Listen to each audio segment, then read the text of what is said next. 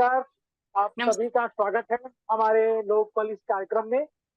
आज की जो हमारी मुख्य वक्ता हैं, वो प्रसिद्ध साहित्यकार डॉक्टर क्षमा कौल जी हैं। और जैसा कि आज का विषय है, आप सभी को विदित है कि यह जो विषय है, यह हम सभी के लिए इस बारे में जानना नितांत ही आवश्यक है।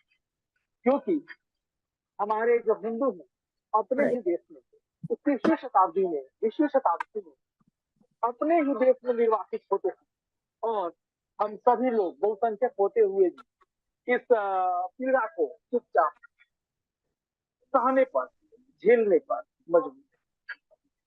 1990 में जो कश्मीर में हुआ हिंदुओं के साथ, उस समय हमारे पास लोकतंत्र था, हमारे पास सेना थी, हमारे पास कोर्ट था, न्यायालय था, फिर भी हिंदुओं का निर्वासन था। तो आप उस समय की कल्पना करें जब मुगल काल था, हमारे पास न न्यायालय था, न हमारे पास सरकार थी, ना हमारे कोई अधिकार थी। तो उस समय हिंदुओं पर इन क्या अत्याचार हुए होंगे, इसकी हम केवल कल्पना मात्र कर सकते हैं। जब इस्लामी आक्रमण ने हमारे मनुष्यों को तो, हिंदुओं को तो छोड़े, मंदिरों को, पत्थरों को तो नहीं छोड़ा है, उनको उनके साथ जो बर्बरता की। आप कोई भी मंदिर पुराने देख लें, उसके भग्नावशेष देख लें, नालंदा विश्वविद्यालय को देख लीजिए, कितने मंदिर पड़े पड़े दिखे। जब पत्थरों के साथ वैसी बर्बरता की गई है, तो हिंदुओं के साथ क्या बर्बरता की होगी, हम उसकी कल्पना मात्र। और समाज वहीं आगे बढ़ता है जो अपने इतिहास से सीखता है, अपने वर्तमान से सीखता है। इसी के आधार पर हमारी जो भविष्य की नींव वह रखी जाती है। तो इसलिए इस विषय पर चर्चा करना और सुनना हम सभी का सौभाग्य है। और यह हमारा सौभाग्य है कि मैम का हम लोगों का समय मिला है। यह हम लोगों का विशेष सौभाग्य है कि मैंने मैम से संपर्क किया और एक बार में मैम ने अपना समय भी दे दिया, जबकि मैम की व्यस्तता रहती है। तो दिन मैम शायद दिल्ली में भी थी, वन विभाग के कार्य से भी, लेकिन फिर भी उन्होंने हमें समय दिया और इस विषय पर हमें बताने के लिए, हमें जगाने के लिए, जो आज हम इनको सुनेंगे। मैम, मैं आपको थोड़ा-सा परिचय देना चाहूँगा। जो हमारी यह संस्था है, लोकपहल है।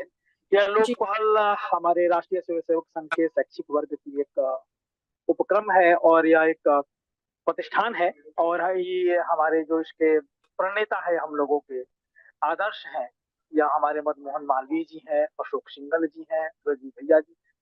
और इसका उद्देश्य यही है, यह मुख्य योगी जी मुख्यमंत्री जी के कार्यालय से संचालित होता है। उद्देश्य हमारा यही है कि योगी जी के कार्यों को जन जन तक पहुंचाया जाए, साथ ही भारतीय संस्कृति का और विशेष रूप से हमारी हिंदू सनातन संस्कृति का जन जन में प्रचार प्रसार हो। और इसके माध्यम से हम अपने हिंदू भाई बहनों को, हम तो अपने उनके इतिहास से, गौरवशाली इतिहास से, उनसे इतिहास में क्या भूले हुई, क्या उन्होंने, उनको सजगता करनी चाहिए थी, इसे परिचित कराते हैं। साथ ही हम यह भी ध्यान रखते हैं कि अभी जो हमारे या वामपंथ साहित्य के माध्यम से हो या बॉलीवुड के माध्यम से हो, जिस तरह से हमारी संस्कृति पर कुठाराघात किया जा रहा है, और हमारा जो युवा वर्ग है उनके छलावे में आकर अपने धर्म से च्युत होकर और जो विधर्मियों की तरफ बढ़ते जा रहा है, उनके फंसते जा रहा है उनके चंगुल में, उनसे भी हमको बताएं क्या सही रास्ता है, क्या गलत रास्ता है। तो मुख्य रूप से यही है कि इस संस्था के माध्यम से हम अपनी भारतीय संस्कृति, सनातन संस्कृति, हिंदू संस्कृति का जन जन तक इसका संदेश पहुंचाएं। आज आ, आ,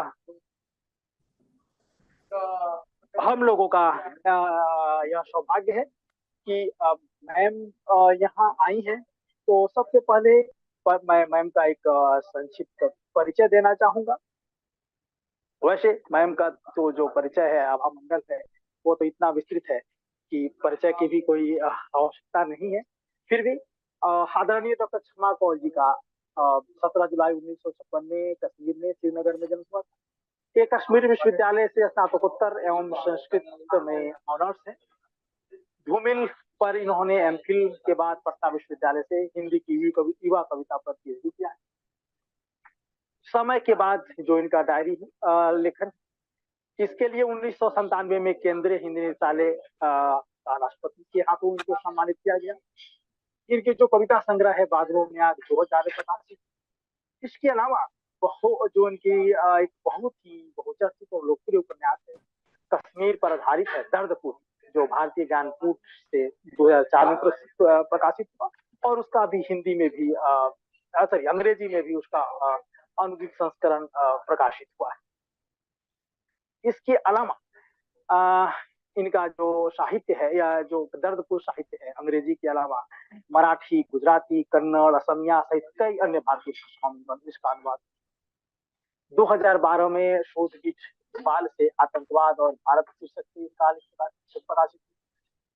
इनका यह एक और उपन्यास 2014 में प्रकाशित हुआ, निक्की तवी पर रिहर्सल, जो बाद में उन दिनों कश्मीर शीर्षक से पुनः प्रकाशित हुआ। इनकी हिंदी कविताओं का अरविंद की गुजी द्वारा अंग्रेजी में अनुवाद हुआ है, नोवा थंडर आउट की। इसके अलावा जो राकेश पॉल के अपने अंग्रेजी उपन्यास the last queen of Kashmir का हिंदी अनुवाद कश्मीर की अंतिम महारानी कोटरानी 2022 में प्रकाशित हुई। इनकी एक और उपन्यास 2022 में प्रकाशित हुई है, मूर्ति भंजन, उदास लोक शीर्षक से कविता संग्रह 2023 में प्रकाशित हुई है। और दर्दपुर उपन्यास का अंग्रेजी अनुवाद दिलीप कुमार कौल जी द्वारा किया गया है। इसके अलावा कई पत्र पत्रिकाओं में इनके जो कहानी है, जो भारत की जो जितनी भी बड़ी जनसत्ता, वागड़, अक्षरा, दस्तावेज आदि पत्र पत्रिकाएं हिंदी की, सभी में इनके जो आलेख हैं प्रकाशित होते रहते हैं। इसके अलावा देश के जगह जगह विश्वविद्यालयों में विद्यालयों में इनके जो व्याख्यान हुए हैं, सैकड़ों व्याख्यान में, जिनका विषय रहा है विस्थापन, आतंकवाद, जलावतनी, साहित्य, संस्कृति, राजनीति, मानवाधिकार, बाजारवाद के सवाल आदि विषयों पर इनके कई व्याख्यान। अंग्रेजी के अलावा इनकी चुनिंदा कविताओं का बांग्ला, तेलुगु, मराठी, मलयालम, गुजराती, पंजाबी आदि में अनुवाद प्रकाशित हुए हैं। कश्मीर केंद्रित लेखों का संग्रह सिद्धि प्रकाश है। और जो अंत में जो इनका सबसे दुखद परिचय है, हम लोगों के लिए भी यह दुखद है कि 1990 में जो कश्मीर में इस्लामी जिहादी आतंकवाद और अलगाववाद के चलते अपने ही देश में शरणार्थी, यह जो इनका परिचय है वह निश्चित रूप से हम सभी के लिए निंदनीय तो है ही और सोचनीय भी है, चिंतनीय भी है कि आखिर क्यों हमारे हिंदू हमारे ही देश में इस 21वीं सदी में अपने ही देश में विस्थापित है। शायद पूरे विश्व में ऐसा कहीं उदाहरण नहीं कि बहुसंख्यक अपने देश में विस्थापित। तो आज हम मैम को सुनेंगे और जानेंगे कि इनकी जो साहित्य साधना है, दर्दपुर जो उपन्यास उन्होंने लिखा है उसको केंद्रित करते हुए हम जानेंगे और यह भी जान पाएंगे कि 90 में जो हुआ, ये लोग इस्लामी आतंकवादी मुगल काल के समय और भी जो 12वीं शताब्दी से 18वीं शताब्दी तक उन्होंने हमारे हिंदू पूर्वजों पर क्या क्या किया होगा और हमारे हिंदू पूर्वजों ने कितने बलिदान सहकर हमें हमारे समक्ष यह दिन हमें देकर दिया है। आज हम लोग हिंदू बने हुए सिखा रख सकते हैं, तिलक लगा सकते हैं, स्वर्ण के हिंदू कह सकते हैं। तो इसके लिए कितने उन्होंने बलिदान सहे होंगे। तो आइए हम सुनते हैं। और मैम आपका बहुत बहुत आभार कि एक बार में आपने हमें समय दे दिया और आप इतनी सरल है, सहज है। तो मुझे लगता है कि वैसे तो आपके समक्ष जो अभी हम लोग शैशव अवस्था में है और फिर भी आपने इतनी सरलता से सहजता से हमारे आमंत्रण को स्वीकार किया और इस विषय पर हमारा मार्गदर्शन करने के लिए आप उपस्थित हो गए अपने व्यस्तम समय से निकालकर। तो आपका बहुत बहुत आभार और मैम आप आमंत्रित हैं, कृपया आप हमें आए और अपने विचारों से हमारा ज्ञान बढ़ाएं। आदरणीय डॉक्टर समाप्त करें। बहुत बहुत धन्यवाद विवेक जी, लोक पहल का विशेष धन्यवाद। मैं तो बहुत ही आभारी हूँ और चाहती हूँ कि मेरे पास जो बातें हैं वो पूरा देश सुने, बार बार सुने, क्योंकि सुनते रहने की बहुत जरूरत है और उस पर कार्य करते रहने की जरूरत है, चेतना को मांझने की जरूरत है। क्योंकि सबसे बड़ी जो परेशानी इस देश की है वो हिंदू को अचेत करने का जो क्रम चल रहा है, कार्य चल रहा है, वो आज भी चल रहा है। वो रुका नहीं है। उसके कुछ और कारण है कि वो चेत रहा है और जाग रहा है, लेकिन वैसा नहीं है कि मतलब बहुत कोई कोई सत्ता उसे जगा रही हो, कोई पावर उसे जगा रहा हो, नहीं। या एक तो ईश्वरीय दखल हो सकता है, और दूसरा सोशल मीडिया को भी बहुत उसका वो जाता है, और तीसरा जो है कि अब पानी सर से ऊपर हो गया है, तो हिंदुओं को थोड़ी नींद जो उनको अफीम जो दी जा रही थी, वो उसका असर कम हो रहा, वो अफीम ले भी नहीं रहे हैं। और वो अफीम जो है वो उसकी लत उन्हें छुड़ाने के लिए हम जैसे लोगों को सच्चाइयां बता, हम नहीं कहते हमको हमारे पास कोई, मेरे पास तो ज्ञान नहीं है, मेरे पास अनुभव है। और वो अनुभव वास्तव में क्या होता है कि अनुभव ही ज्ञान बनता है। जब हमारे ऋषियों मुनियों को आध्यात्मिक अनुभव हुए, अलौकिक अनुभव हुए, ईश्वरीय अनुभव हुए, तो उन्होंने वो लिखा और वो ज्ञान बन गया। तो ये जो अनुभव है, अपने मनुष्य की सबसे बड़ी त्रासदी है, वो अपने जीवन के अनुभव को भी, उसको उसके साथ भी वो नंगी आंख से साक्षात्कार नहीं करता है। वो अपने हुए अनुभव को अपने से भी छुपाता है। मैं जो बोल रही हूँ पता नहीं आपके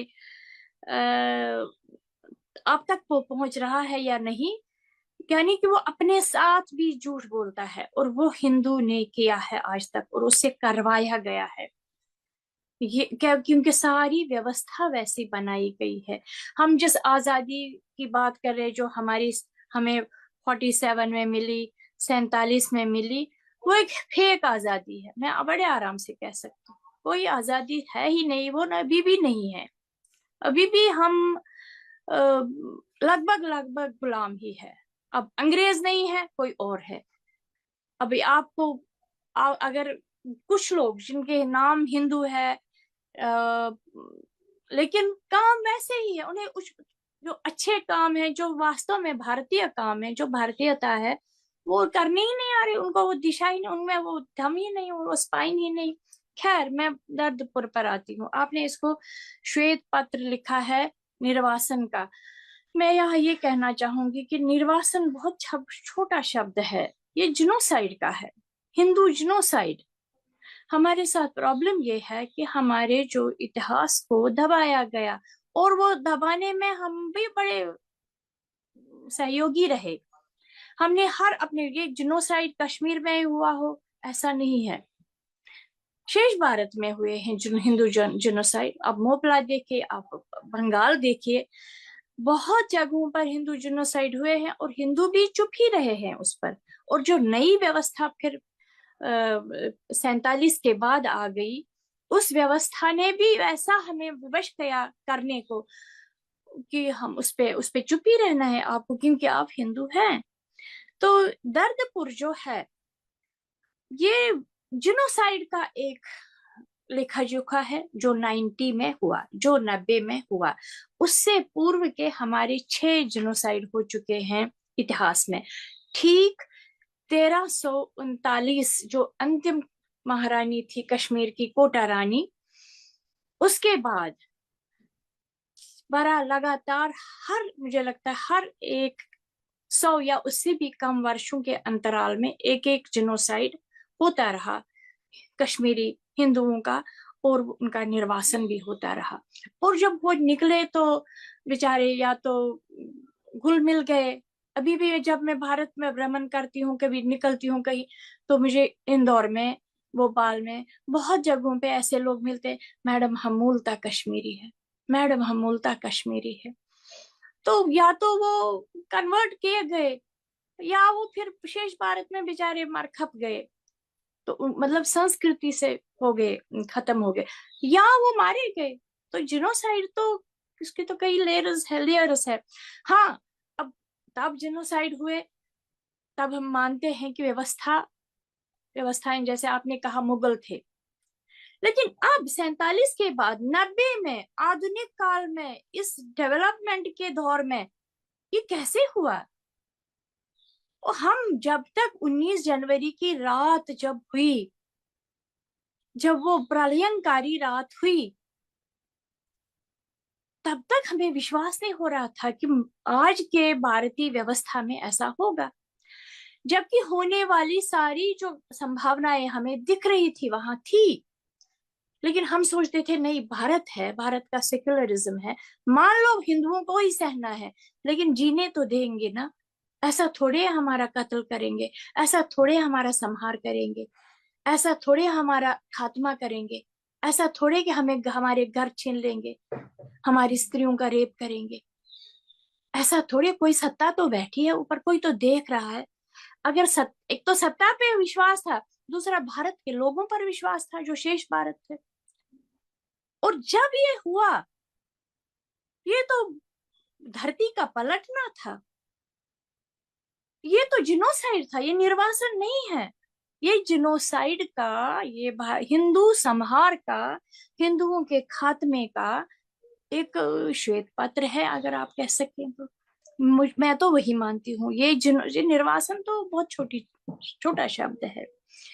तो कश्मीरी जो ये वाला जिनोसाइड है, ये तो इस भारत पे, इस भारत पे कलंक है, ये महाकलंक है, महाकलंक। और आज के दिन पर तक भी इस पर कोई बात नहीं हो रही। अब मुझे आप बताइए, दर्दपुर कितना अवश्यम भावी था, कितनी जरूरत थी इस पर बात करने की। जो भारत में आज की समस्याएं हैं, उनके बहुत प्रखर विद्वान हैं, जो इस जिहाद और सारी समस्याओं के बहुत बड़े अध्येता है, जानते हैं, जानकार है इस्लाम के भी, और जो हमारी भारतीय राजनीतिक जो हमारी दृष्टियां हैं इस समय की, डॉक्टर शंकर शरण, वो इसे कहते हैं नॉन फिक्शन। ये this is non fictional novel. In novel के ये एक औपन्यासिक, एक ऐसा प्रयोग मैंने किया जिसमें आप बिल्कुल सब वही बात कहेंगे, जिसमें कोई कल्पना, और जिसमें अब दुख ये है कि जितना कुछ लिखा जा रहा है वो तो घोर कल्पना की बात होती है, या तो स्त्री विमर्श की बीमारी पड़ी हुई है इस समय साहित्य में, या वो जो सेक्युलरिज्म से भरा हो, जो उस लोकतंत्र के उसमें आता हो जो बहुत ही फेक है, जो एक पक्षी है, जो लोकतंत्र है ही नहीं। और जो सेक्युलरिज्म है वो तो बिल्कुल ही, वो तो खतरनाक, जैसे मैं कहूँ कि एक एक पक्षी है। वो तो हिंदू संहार के सारे उसमें उसमें वो जो है दिए जाते हैं आपको सुविधाएं, हमारा सेक्युलरिज्म उससे भरा हुआ है, हमारा संविधान उससे भरा हुआ है। और हमको यही विश्वास था कि संविधान तो हमें बचाएगा, क्योंकि उसमें सेक्युलरिज्म है, उसमें सबको हक है। उस संविधान ने हमें नहीं बचाया। नेस्त नाबूद करने में संविधान ने कितना हमारा उनका साथ दिया, और हमें खत्म करने का उनको सारी सुविधाएं दी। मुझे बताइए, भारत की सत्ता उस समय कहाँ थी? कैसे हुआ? उनके होते होते हुए पूरी जात खत्म हो गई। संहार, हिंदुओं के संहार होते रहे और चुप रहे, आराम करते रहे हमारे, और दुहाई देते रहे भाई सेकुलरिज्म है, सेकुलरिज्म है, इसलिए हिंदुओं को बचाना उनका काम नहीं है। हिंदुओं के साथ जो हो रहा है वो मीडिया का काम नहीं दिखाना, क्योंकि हिंदू होना अपने में अपराध है। हिंदू होना, स्वयं हिंदू जो है वो स्वयं में अपराधी है, स्वयं में पापी है। इसलिए उनके साथ जो हो रहा है वो कोई अमानवीय नहीं है। लेकिन मुसलमान के साथ अगर कुछ हो रहा है तो बहुत ही अमानवीय है, घोर अमानवीय है, वो कम्युनल है, वो लोकतंत्रिक नहीं है, वो न्याय संगत नहीं है। ये है हमारे आज की व्यवस्था का अर्थ। ऐसी न्यायपालिका, ऐसा ऐसा संविधान, ऐसी कार्यपालिका, तो भारतीय दृष्टि ही नहीं है। हम मिट गए। अब हम मिट गए। जो बचे उन पे काम था, उन पे जिम्मे था। जिम्मा क्या था उनके? जिम्मा तो मैं शब्द नहीं करूं क्योंकि ये बहुत ही जहादी, हमारी भाषा भी ऐसे खराब कर दी गई। उन पे दायित्व था, मुझ पे दायित्व था। अगर मैं बच गई तो मैंने जो देखा वो मैं सच सच कहूं। चाहे मेरे पैर पर पत्थर पड़े या मुझे फूल पड़े। फूल तो पड़ने की जरूरत मतलब बात ही नहीं है। पत्थर ही मुझे बहुत मिले। पत्थर मुझ पर पथराव हुआ। लेकिन मैं भी ऐसी जिगरे वाली हूँ क्योंकि ईश्वर ने मुझे बनाया है ऐसे। मैं इसके अलावा कुछ कर, सच के अलावा मैं कुछ जानती ही नहीं। मैं इसके अलावा कुछ बोल ही नहीं सकती हूँ। भारत में जो नैरेटिव उस समय थे, वो नैरेटिव अपने में बहुत आश्चर्यजनक थे, बहुत ही दुखद आश्चर्य से भरे हुए थे। और हमें, अरे हिंदू हो, अरे चुप भी रहो, अरे छोड़ो, अरे उनको जहादियों को जरा खुश करो, वो बड़े नाराज लोग हैं, उनको खुश करते रहे और हम मरते रहे। और यही जो एटीट्यूड था वो भारत के लोगों का भी था, भारत के हिंदुओं का, शेष भारत के हिंदुओं का भी था। नहीं देखो, सेकुलरिज्म है ना। नहीं नहीं, हमने सुना कि आप बड़े अमीर लोग थे वहां। मुझे दर्दपुर लिखना पड़ा और दिखाना पड़ा और हम कितने गरीब थे। आप देखिए, पढ़िए दर्दपुर, आपको मैंने उसमें जो भी जो पढ़ता है वो क्योंकि आपके शब्दों का तरीका, आपके वाक्यों का तरीका ही बताता है बात मनगढ़ंत है या बात सत्य है, बात हृदय से निकली है, अनुभव से निकली है, या बात फेक है, बात कल्पना से निकली हुई है। तो जितने भी, मुझे इस बात की खुशी है कि पूरे भारत ने दर्दपुर को बहुत स्वीकारा, लेकिन साहित्य जगत ने इसको ठुकराया। क्यों? साहित्य में इतना बड़ा अंधकार था ठीक स्वतंत्रता के बाद भी। नहीं तो मुझे बताइए, साहित्य जब स्वतंत्रता आई और वो कितना बड़ा जिनोसाइड था हिंदुओं का। तब कितना बड़ा भया, लाखों के लाखों हिंदू काटे गए, ट्रेनों में काटे गए, रास्तों पर काटे गए, जिनाकारियां की गई। वो तो हम अकाउंट सुनते हैं। अभी गत वर्ष की बात है, पता नहीं किस विशेष दिन पर मुझसे भी किसी चैनल ने बोला कि भाई आप कुछ बोलिए। उसमें अजीत कौर का मैंने वो उस दिन आया था कि हमने हमें रात को यहाँ से निकाला गया। अब मुझे नहीं पता, मैंने अजीत कौर को बहुत नहीं, जो पंजाबी की राइटर है, मैंने उसको विशेष पढ़ा नहीं है, लेकिन जानती हूँ कि बड़ी साहित्यकार है। क्योंकि ये अब प्रॉब्लम ये है कि खुद से ही बड़े ऐसे लोगों को भी बड़े साहित्यकार कहा गया है कि जो सचमुच बड़े नहीं हैं, जिन्होंने इस भारत को तोड़ने की ही बातें की, जिन्होंने भारत के सत्य को ढांपने की ही बात की। तो अजीत कौर ने उस दिन कहा था कि हमें रात में अपने घरों से निकाला गया, और मैं रो पड़ी। मैं कहा आज इसने इतने देर बाद कुछ कहा है जो सच्चाई है। आप क्या जानो जिनोसाइड में क्या, जो बचता है जिनोसाइड से वो सोचता है मैं बच ही गया, मैं बचा रहूंगा। लेकिन आज बहुत चेंज है, वो तो खैर अलग बात है। लेकिन मैं नैरेटिव की बात कर रही हूँ। क्या नैरेटिव था?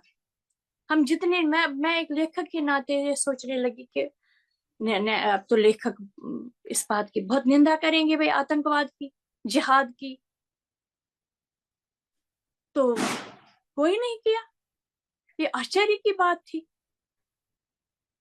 और हिंदुओं के संगठनों ने भी नहीं किया, जिनसे हमें जो बड़े तथाकथित हिंदुओं के कारणदार, उन्होंने भी चुप्पी साधी। और ऐसे में चाहे मेरी कलम से निकला शब्द कोई पढ़े, एक ही पढ़े, मेरे लिए वही कहीं, मेरा दायित्व हो गया। मैं आपकी चैनल की बहुत ही आभारी हूँ, बहुत ही मैं क्या बताऊं, धन्यवादी हूँ। क्योंकि मैं चाहती हूँ ये बात करती रहूं, और करते करते ये बात जो है, मेरा एक ही स्वप्न है अब कि भारत बचे। दर्दपुर उस कश्मीर का है लेखा जोखा, 90 से लेकर 90 के बहाने पीछे की भी बात है, आगे की बात है। जो कश्मीर मस्तक ही नहीं है भारत का, वो हृदय है, हृदय।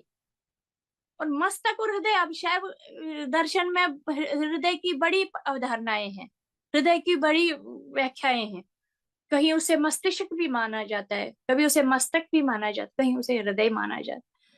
और उस कश्मीर के बारे में जब हमने देखा, कश्मीर में शेष भारत में एक परसेप्शन, एक बोध ऐसा बनाया गया है, एक समझ ऐसी बनाई गई है कि कश्मीर भारत का हिस्सा नहीं है। ये तो जबरदस्ती पकड़ा गया, क्योंकि लोगों को कश्मीर कनेक्शन का ज्ञान ही नहीं था। शिक्षा में ऐसा बताया ही नहीं गया था कि कश्मीर क्या है भारत के लिए। कश्मीर भारत का उत्स है, the very source of Indianness, भारतीयता का सोर्स है।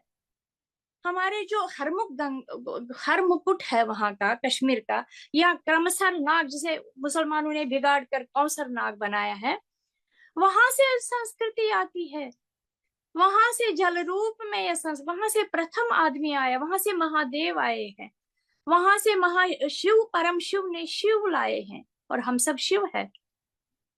और फिर कश्मीर में आते आते सती सर जब सूख गया, फिर शेष भारत में फैल गया।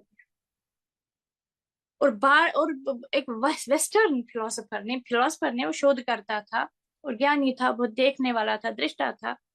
उसने, आइजैक टेलर उसका नाम, उसने कहा, और मैं कश्मीर की होने के नाते, कश्मीर को भोगने के नाते, कश्मीर मेरे चेतना में नस नस में होने के नाते, कश्मीर को झेलने के नाते, हर क्षण कश्मीर और भारत की सांस लेने के नाते, मैं ये पूरा मानती, कोई माने ना माने, किसी पुस्तक में लिखा हो या लिखा ना लिखा हो, भारतीयता कश्मीर से आई है और वहीं से आई है।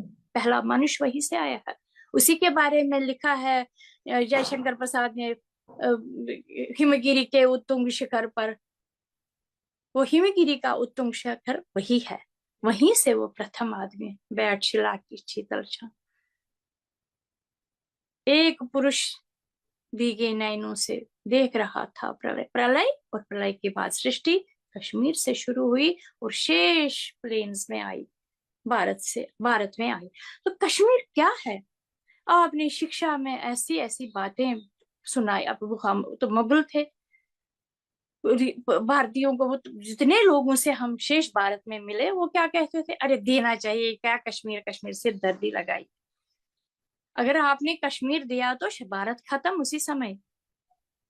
ये नॉर्थ वेस्टर्न फ्रंटियर, भौगोलिक क्षेत्रीय एकता, इसकी बात ही नहीं, इसकी उसकी अखंडता की वो जो है बोध ही नहीं दिया जा रहा हमारे उसको, देशवासी को, भारतीय को, भारतीय व्यक्ति को, आम व्यक्ति को।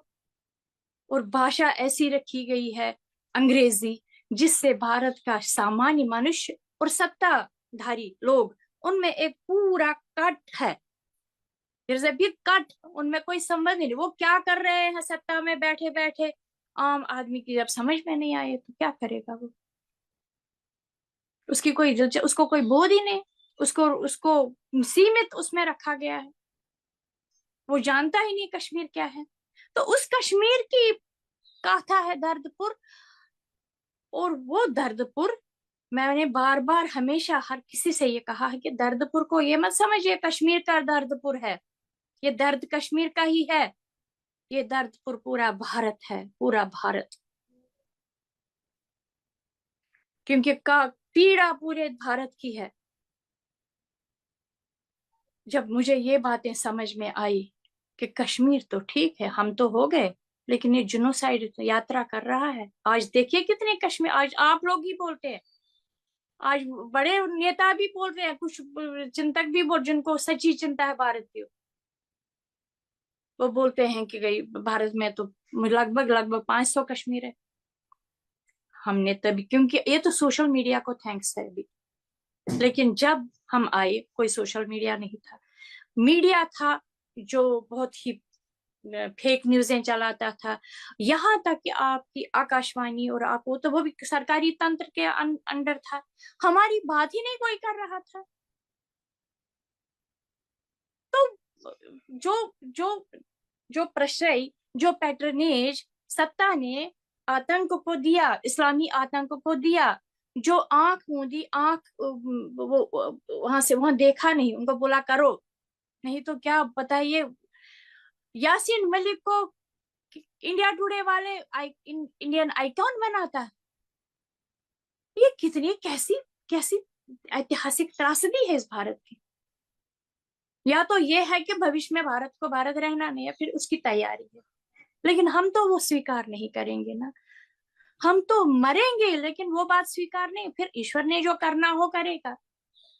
लेकिन हमारी तो उत्कट इच्छा है भारत को बचाया जाए, भारतीयता को बचाया जाए। और उसमें जब तक आप कश्मीर को ध्यान नहीं देंगे, कश्मीर को नहीं बचाएंगे, आप कुछ नहीं बचा सकते। लिख कर लीजिए। और दर्दपुर जो है, दर्दपुर उसी का एक लेखा जोखा है। कश्मीर वो है, अगर आप आइडिया ऑफ इंडिया कहते हैं, and it starts from very Kashmir. अगर आप आइडिया इंडिया बड़ी इस तरह की जुमले बनाते हैं, idea, what is idea of India if you don't have idea of Kashmir, what's it's connection with Kashmir. आपकी वो कोई एक वो अरुंधति आती है और वो जिलानी की बगल में बैठकर चुपचाप बड़े अच्छे से प्यार से उधर दिल्ली में सत्ता के बहुत समीप, सत्ता के गलियारों के बहुत समीप बोलती है। कश्मीर का इतिहास जो है वो 600 साल पुराना है, वो इस्लाम से शुरू होता है। आज हमारा गृह मंत्री बार बार बोलते हैं Sufism. What is Sufism? Does he know सूफियों ने कैसे तलवारें भांजी है? हमारे संत बड़े ढोल धमाके से करते हैं कि छाप तिलक, उसको पता है, उनको पता है छाप तिलक। उन संतों को जिन्हें हम तो पहले प्रणाम करते हैं, जब उनको देखते हैं छाप तिलक पर झूमते हैं तो बस माथा पीटते हैं। छाप तिलक वाला जो है अमीर खुसरो, वो क्या उसने जिनोसाइड किया। He was a perpetrator of genocide. तो ऐसे में दर्दपुर ना लिखें, क्या करे? मेरा दायित्व कैसे, मैं इस धरती की, इस यजुर्वेद में क्या कहा जाता है, एक मंत्र है, हे धरती मैंने करवट ली तुम्हें लगी तो नहीं। तो उस धरती का ऋण तो मुझे चुकाना है, उस हवा का ऋण तो मुझे चुकाना है, उस आकाश का ऋण तो मुझे, उस अग्नि, जिन पंच तत्वों ने मुझे, जिस पुरुष माता परमात्मा ने मुझे बनाया और जीवित रखा, उसमें मुझे तो दायित्व है ना। और मुझे दायित्व उस धरती का है जिसमें उगी, उसकी संस्कृति का है। अब कश्मीर ने आपको क्या दिया? आपको पूरी संस्कृति कश्मीर से मिली है, सारा चिंतन आपको मिला है, सारा सौंदर्य शास्त्र आपको वहां से मिला है, ज्ञान परंपरा वहां से मिली है। ज्ञान का पीठ रहा है कश्मीर, और ज्ञान को बांटने वाला भी है। चीन तक यहाँ का ज्ञान गया, मध्य एशिया तक यहाँ का ज्ञान गया। कश्मीर का ही सारी प्रभा और आभा है पूरे इस भूखंड में, जम्बू द्वीप में। आप इस कश्मीर को काट रहे हैं, आप इस कश्मीर को और उसे सूफी और इस्लामी बोल रहे हैं। ऐसे में मुझे करना ही है कुछ, भले ही मैं कुछ भी ना हो, तिनका हूं, लेकिन मुझे तो करना है, मुझे तो जगाना। अगर मेरे कहे से 2 हिंदू जगेंगे, अगर मेरे कहे से 3 हिंदू एक ही जगेगा, मैं बोलूंगी कुछ तो हुआ। अगर बहुत जगेंगे तो बहुत ही बड़ी बात है। एक सेना जगेगी, एक सेना बनेगी। सेना सशस्त्र ही नहीं होती है, वो बड़े उस आदेशों के अंतर्गत होती है। लेकिन जो ये मानसिक सेना होती है, जिनके चेतना बनती है, वो एक ऐसी सेना होती है जो बहुत ही प्रयोग जो है प्रभावकारी होती है।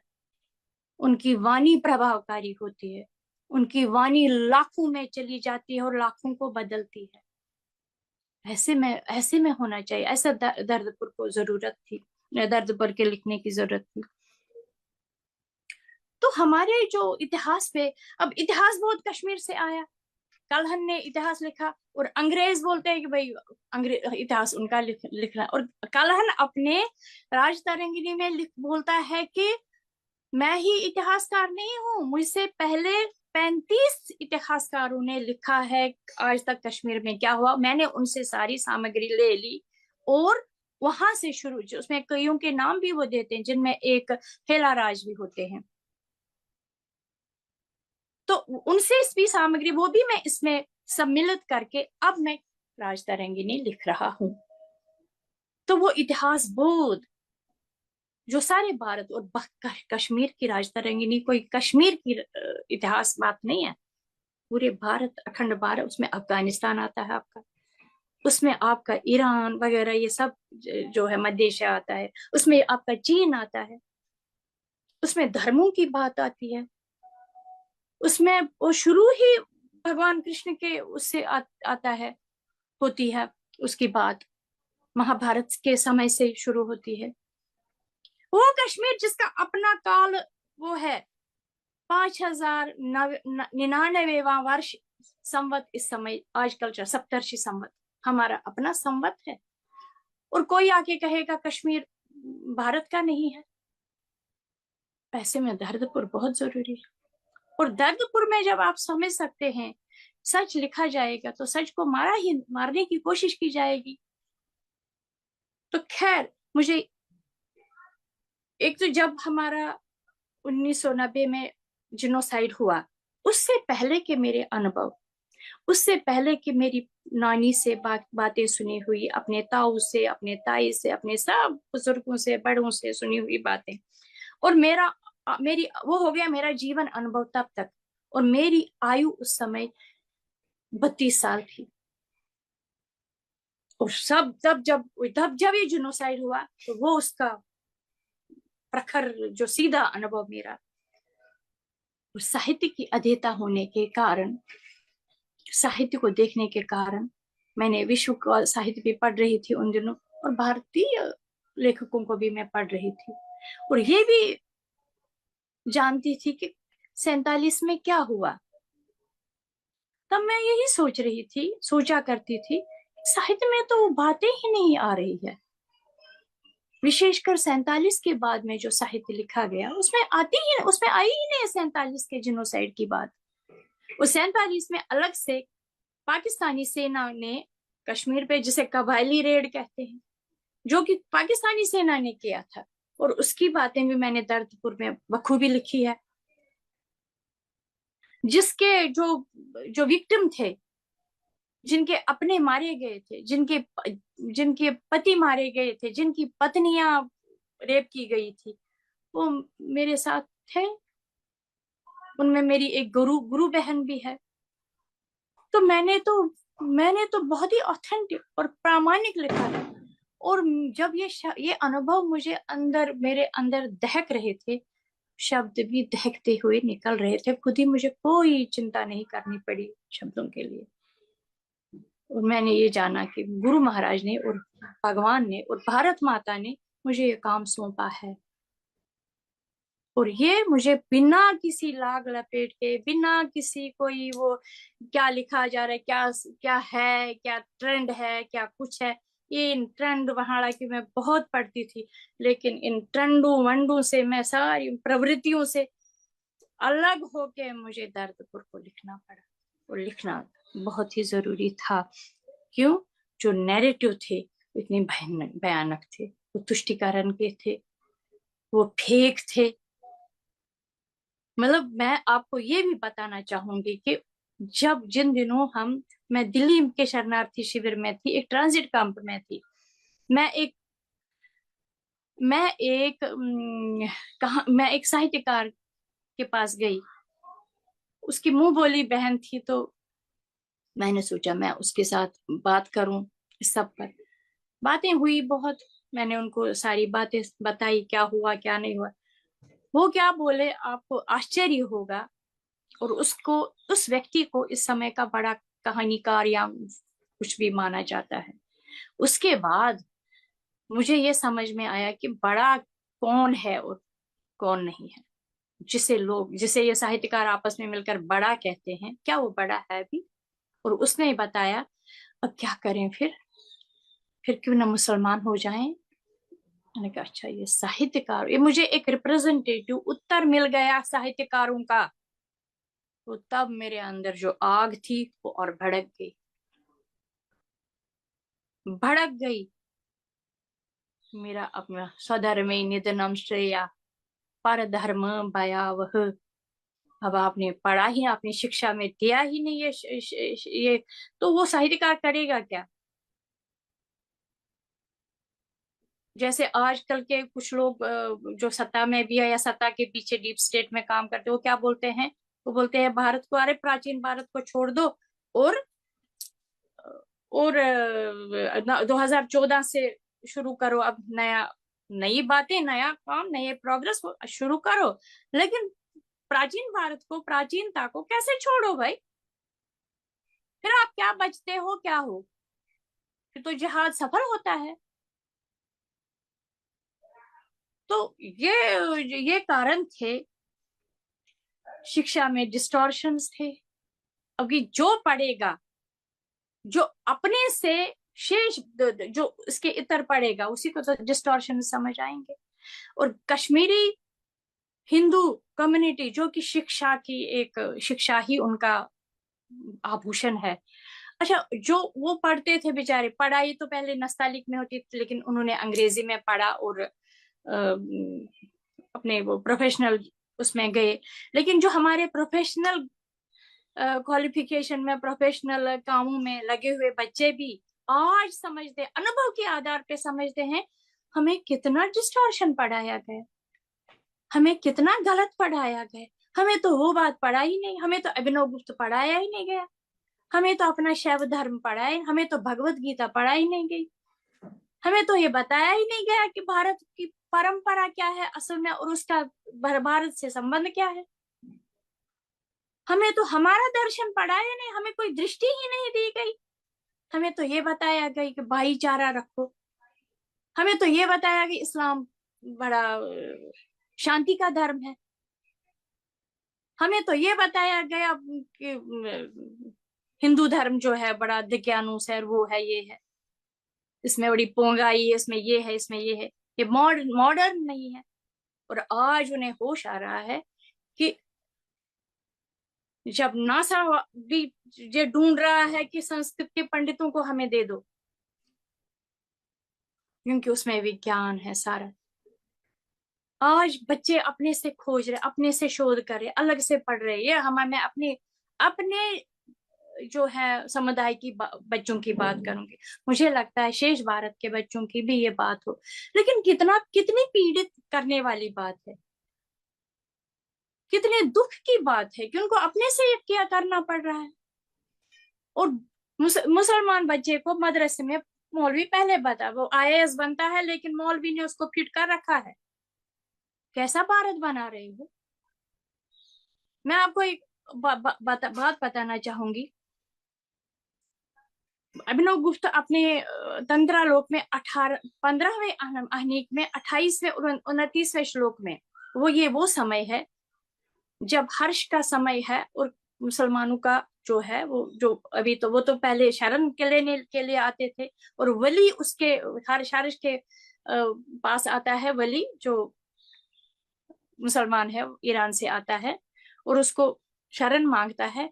और उसको, आपको ये भी जान के आश्चर्य होगा, ये राजतरंगिणी में लिखा है कि 72 स्त्रियां उसको भेंट देता है,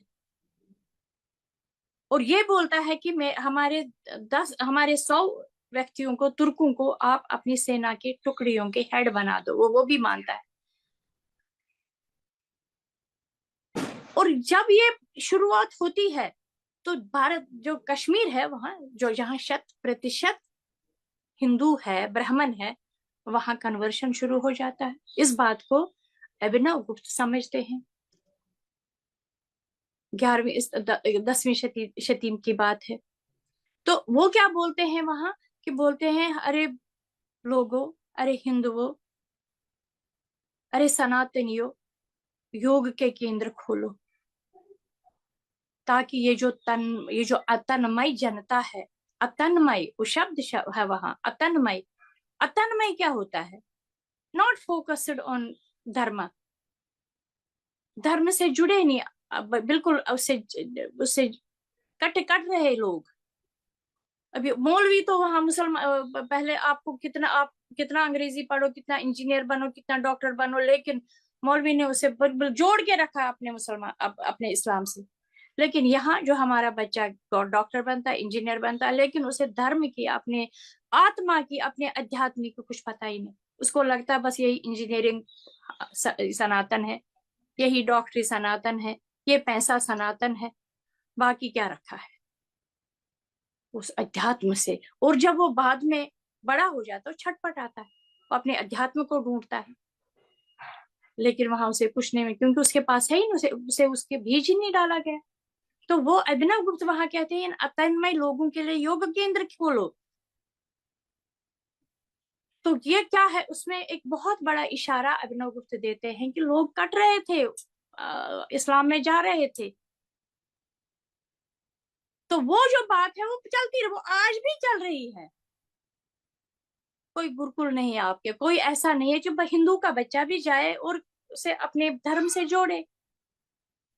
तो वो क्यों ना लड़े बाद में, वो क्यों ना उसके लिए फिर करे। तो ये चीजें दर्दपुर के लिखने के मूल में है, ये परेशानियां, ये जो विद्रूपताएं, न्याय की विद्रूपता, शिक्षा की विद्रूपता, कार्यपालिका की। अब हम लोग जेनोसाइड के शिकार है, हम न्यायालय में दे रहे हैं कि जरा हमारे जेनोसाइड को भी देखो। न्यायालय कहते ये पुराना है। कितनी हास्यास्पद, ऐसी लानत पड़नी चाहिए ऐसे न्यायालय को, ऐसी न्यायपालिका, ऐसी न्याय व्यवस्था को। क्या न्याय व्यवस्था आपकी? आप अपना राम जन्मभूमि देते हो, पता नहीं 5 एकड़ वेकड़ वहां देते हो, क्या क्या क्या हासिल किया आपने? कुछ नहीं किया। आप बहुत डरे हुए हो, आज भी डरे, आज भी सहमे हुए हो। और मुसलमान को पता है कि मैंने हिंदू सत्ता की चेतना, अगर हिंदू सत्ता है, अगर हिंदू बैठा है सत्ता में, मान लीजिए हिंदुत्ववादी है आपके, लेकिन उनकी चेतना का बहुत बड़ा हिस्सा मुसलमान के साथ लड़ने में लग जाता है, लगा हुआ है। लड़ने में मतलब उनको खुश रखने में, उनको शांत रखने में। और हिंदू, उसकी कोई परेशानी है ही नहीं। वो मैं अंदर की कुछ बातें जानती हूँ कश्मीर को लेकर। अगर वहां शांति है इस समय, इतना पैसा वहां जाता है जिसकी कोई हद ही नहीं, और वो शांत है। नहीं तो अगर 370 हटाया था, वही एक समय था कि वो उसी समय हमारी भी व्यवस्था करनी चाहिए थी। एक बहुत बड़ा संदेश चला जाता कि नहीं, भारत में कुछ बदला है। खैर, दर्दपुर के लिखने में ये जरूरी था। जो 47 में लिखा गया साहित्य, वो क्या था? झूठ का सच और सच का झूठ। जैसा कि यशपाल में भी लिखा है, झूठा सच। सही लिखा अपनी उपन्यास का उन्होंने। अब उसको, उसने तो दूसरे ही ढंग से लिखा, झूठा सच, लेकिन ये सच है कि वो झूठ है जो उसने लिखा है। जहां देखो सेकुलरिज्म, जहां देखो असद की शादी उषा से कराएंगे, जहां देखो मुसलमान को अच्छा बनाएंगे। वो सेकुलरिज्म की परेशानी, सेकुलरिज्म का जो जो जो बीमारी, ऐसे भयानक जीनोसाइड, 47 के जीनोसाइड में कोई एक लेखक नहीं आया जिसने सच कहा हो। अमृता प्रीतम, वो भी इश्क के गीत लिख रही है। आपका भीषम साहनी, वो भी लिख रहा है, लेकिन फिर भी सेकुलर ही बन रहा है, सेकुलर ही लिख रहा है। कहीं ना कहीं मुसलमान को विक्टिम बना रहा है। वो अपना देश ले रहा है, भूमि को काट रहा है। वो तस्लीमा नसरीन, उस पर बेचारी के उसके और एकमात्र, वो ऐसे में एकमात्र ही निकलेगा ना, कितने निकलेंगे? और वो भी मुसलमान है। कभी किसी पेपर में मैंने ये पढ़ा था, ये तस्लीमा ने ही कहा था कि मुसलमानों के साथ सारे हिंदू है, और हिंदू के साथ एक तस्लीमा नसरीन है। और हम कश्मीरी हिंदू तो बिल्कुल ही गए हैं। अगर ईश्वर हमारे साथ न, भगवान शिव हमारे साथ न होते, हमारी अपनी प्रतिभा, हमारा अपना जो है वो विद्या का, अपने पूर्वजों का आशीर्वाद और एक विद्या अध्ययन का एक चस्का वो जो हमारे खून में है वो ना होता। हम तो ऐसे भी एज कम्युनिटी हम एक एक समुदाय के रूप में हम खत्म हो चुके हैं। लेकिन ये सारी बातें, इन सब के कारणों को जो देश जानता ही नहीं है, जो देश जानना ही नहीं चाहे, जो सत्ता बताना ही नहीं चाहते इस देश को, वो सब दर्दपुर में लिखा। मैंने वो लिखना ही जरूरी था। इसके बिना बचा नहीं जा सकता। आज नहीं तो कल, नहीं तो परसों, नहीं, दर्दपुर की बात जो है, एक तो वो हमेशा अभी चल रहा है, एक तो वो अप्रासंगिक हो ही नहीं सकता। दूसरा, वो पीड़ाएं कम ही नहीं हो रही जो हम कहते हैं दर्दपुर में कि भाई सारा देश वो हो रहा है, हो रहा है, हो रहा है, और किसी को फर्क नहीं पड़ रहा। तो ये ऐसे में दर्दपुर का लिखना, मैं आपको एक वाकया सुनाना चाहती हूँ। 2014 में दिसंबर में रायपुर में एक साहित्य उत्सव हुआ। वहां पर मुझे एक पत्र पढ़ना था। जाहिर है मुझे अपनी पीड़ा के बारे में ही लिखना था। तो मुझे एकदम शीर्षक याद नहीं आ रहा है। और मैंने, हाँ, हम लोग बैठे थे, बहुत सारे साहित्यकार थे, और सुबह का नाश्ता हो रहा था। वहां राजीव रंजन प्रसाद थे, जो आदिवासी लेखन में बहुत अच्छे हैं, हमसे संवेदना रखते हैं, हमसे हमारी पीड़ा को वो बहुत उससे पीड़ित हैं। तो मैं और वो बातें कर, मैं उनको यही बातें बता रही थी कुछ। तो बगल में एक जो है घोर नक्सली वामपंथी बंदा, वो जो उसका नाम लेने में मुझे कोई वो नहीं है, वो कोई जगदीश्वर चतुर्वेदी है, जो कलकत्ता में हुआ करते हैं कुछ ऐसा, जिन्होंने अभी लिखा था कि जो हमास के साथ नहीं है वो मेरे साथ नहीं है, वो मेरे से अनफ्रेंड हो जाए। और वो बैठा, मैं नहीं जानती ये कौन बंदा है। तो मैं उसको बता, वो मेरी बातें सुन रहा है, ओवरहियर कर रहा है। तो जगदीश्वर चतुर्वेदी उठा और मुझे ऐसे मुक्के दिखा रहा, मतलब अब चुप तो हो जाओगी ना तुम, या बोलती जाओगी, अब चुप हो जाओ। मैं बहुत सहम गई। मैंने कहा ये आदमी तो मारेगा, ये साहित्यकार है ये। मैंने उसको पूछा, राजीव जी को, मैंने कहा ये कौन है? बोले ये फलाना है। तो मैं उस नाम को, मुझे घृणा है उस नाम से, तो उस नाम को भी मैंने बोलना नहीं चाहती। तो मैंने कहा मैं तो जानती, मैंने कहा ये कौन है कौन मतलब? बोले कि ये कोई पत्रकार है। तो इसको, मैं इसको हो क्या गया? मैं तो यहाँ बैठी आपसे बात करी, इसको क्या? वो इसको सहा नहीं गया कि तुम, आप जो सच्चाई बोल रही है कश्मीर की, अपनी पीड़ाओं की बातें कर रही है। तो ये आप समझिए, ये दिस स्पीक्स वॉल्यूम। इससे बहुत कुछ आपको समझ में आएगा इस देश का हाल क्या कर किया है साहित्यकारों ने। आज की डेट में भी जो भी लिखता है, इधर उधर की बातें हैं, पक्षियों की बातें, उसकी बातें, वो बातें, ये बहुत अनर्गल बकवास हो रही है। बहुत कम लिख रहे हैं जो लिखा जाना चाहिए। जो लिखना है, जिसमें इतिहास समाहित हो, जिसमें संस्कृति की पीड़ा समाहित हो, जिसमें इतिहास बोध हो, जिसमें अध्यात्म हो, जिसमें धर्म बोध हो, जिसमें आपका धर्म है। वो धर्म क्या इतना इतना घृणित शब्द है?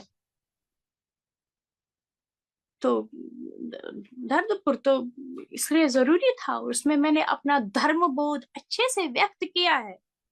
लोग जलें, मैं उसमें कोई फैशन नहीं, मैं आई हैव, मैंने उसको वो काटा है, उस ट्रेंड को काटना चाहा है। वो कोई जिद से नहीं काटना चाहा है, उस ट्रेंड को काटने की जो हमारा धर्म, हमारा सनातन, हमारा शैव धर्म, हमारा सनातन धर्म महावैज्ञानिक धर्म है,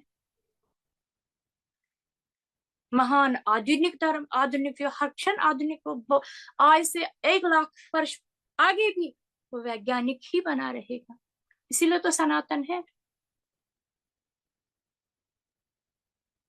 तो वो धर्म बोध बताने के लिए, उसे व्यक्त करने, उसे सब प्रमाण, उससे बड़ी कन्विंसिंग तरीके से व्यक्त करने के लिए दर्दपुर को लिखना बहुत जरूरी था। और उसमें जो बातें रह गई वो मैंने मूर्ति भंजन में लिखी। और भी, और उसके बाद भी है। मैं अब यहाँ एक घटना हुई जम्मू में 2008 में, जब shrine board, Amarnath shrine board का की जमीन जो है, जो अमरनाथ को दी गई थी, उसे वापस लिया गया। तो उस पर जो नैरेटिव चले, मैंने कहा ये तो बहुत बड़ा इतिहास है। और उसको मैंने लिपिबद्ध किया, उसको मैंने डॉक्यूमेंट किया औपन्यासिक शक्ल में ही, वो भी बहुत जरूरी था। तो ये सारी कंटिन्यूअस बातें हैं, ये अपने में इतिहास है मेरे हिसाब से। और सर्वांगीण है, इसमें सर्वांगीणता है। इसमें ये नहीं है कि भाई किसी कश्मीरी ही है, पूरे भारत की है। और भारत से होते हुए ये पूरे विश्व को अपने में लपेटे हुए है। ये जरूरी था इसका लिखा जाना। तो इसके अतिरिक्त मैं यही बताना चाहूंगी कि जब दर्दपुर छपा, वो कैसे छपा, और भगवान की कृपा से, ईश्वर, इशारा कि ईश्वर का संयोग था, मेरा कुछ भी इसमें नहीं है। मुझे भारत माता ने ये उपन्यास लिखाया और उसी ने छपाया भी। कैसे? अब भारतीय ज्ञानपीठ में हम लोग गए, मैं और मेरे पतिदेव, मेरे हाथ में ये मैनस्क्रिप्ट था। उस समय प्रभाकर श्रोत्री जी वहां थे, निदेशक। और मुझे पता है उनको जहां भी, उन्हें उन्हें जैसा, मतलब उन्हें सचमुच भगवान मुक्ति दे उन्हें, वो उन्हें जो भी जितना भी अच्छा मिले वो भी कम है उनके लिए। तो उन्होंने मुझे बहुत आग्रह किया कि ये उपन्यास मुझे दे दो। उन्हें सचमुच कश्मीर का संकट सालता था, उन्हें कश्मीर के संकट को का बोध था, चिंता थी भारतीयता की, और जिहाद को समझते थे। तो उन्होंने मेरे से ये ले लिया और बोला कि हम इसको छापेंगे, आग्रह से। और उसी ज्ञानपीठ में जब उन्हें मतलब बाहर किया गया और रविंद्र कालिया आया, उसने डंप किया। मेरे जो इस उपन्यास को लगाया गया बड़ोदरा यूनिवर्सिटी में, सयाजी राव यूनिवर्सिटी में उसको लगाया गया एमए के कोर्स में। तो वहां पर बच्चों को अब ये पुस्तक प्राप्त करनी है, तो बच्चों ने ज्ञानपीठ फोन किया, पुस्तक कहीं मिल नहीं रही है, आउट ऑफ प्रिंट है, बुरी तरह से आउट ऑफ। और वो ज्ञानपीठ फोन कर रहे, ज्ञानपीठ में रविंद्र कालिया उनको ये बतवा रहा है कि इसके खिलाफ बड़ी शिकायतें हैं, आप आओ और देखो, फाइल भरिए। कहाँ से आई है? कश्मीर से आई है, कश्मीर के लोग नाखुश है इस किताब से। ये कैसी विडंबना है भाई! कश्मीर का मुसलमान, जिसके जिस जो जो शत्रु है, जिसने मेरा जेनोसाइड किया है, उसके पक्ष में उसकी बात मेरा लेखक सुन रहा है, मेरे देश का लेखक सुन, मेरे देश का पब्लिशर सुन रहा है। तो ये देश कैसा है? ये देश कहाँ जाएगा?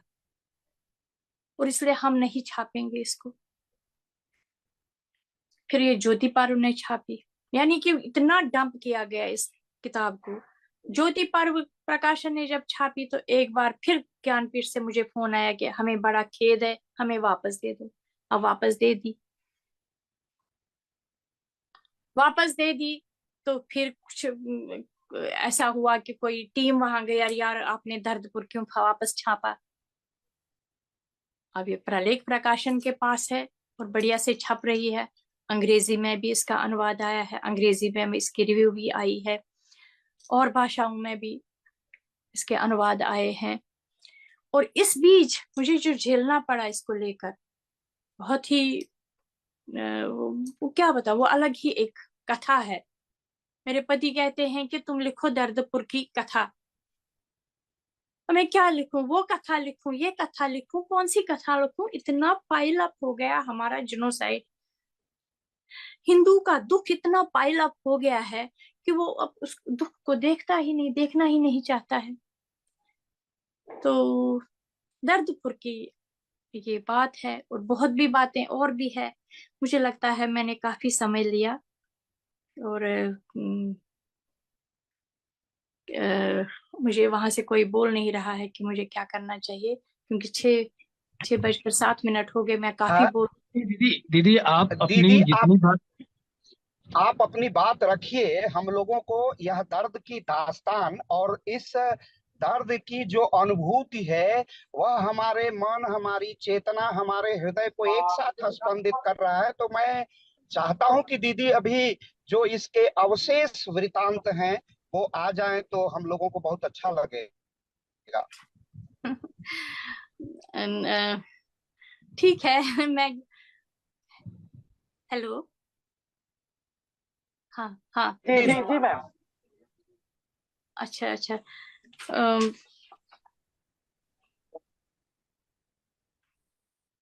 हेलो। हाँ हाँ, हाँ ये जी दीदी जी जी मैम, जी। आवाज आ रही है। अभी और कितना समय मेरे पास? मैम 5 मिनट 10 मिनट समय की कोई जितना चाहें मर्यादा आप। और समय की हम तो सीमा नहीं। आपका यह हमारा मंच, यह मंच आपको किसी मर्यादा में, समय की किसी सीमा में आबद्ध नहीं करता है। आप सीमा से परे हट के जितना दर्द है उसकी जितनी सशक्त अभिव्यक्ति होगी उतना ही सार्थक और उसकी संवेदना राष्ट्र में प्रसारित होगी। जी, बहुत बहुत धन्यवाद। अब क्या है कि विवेक जी और अखिलेश जी, ये पीड़ा की बात करते करते भी इंसान को बड़ा वो होता है ना, इंसान वो भी जी जी हो जाता है। तो फिर बस यही मैं यही यही इसको इसके साथ मैं समेटना चाहूंगी कि जैसे अब जो हमारा तथाकथित इस समय हिंदूवादी वो है, वो अच्छी बात है, बहुत राहत है इस राज्य में, इस सरकार में। लेकिन तब भी मैं कहूंगी कि नहीं है, वो बात नहीं बन रही है।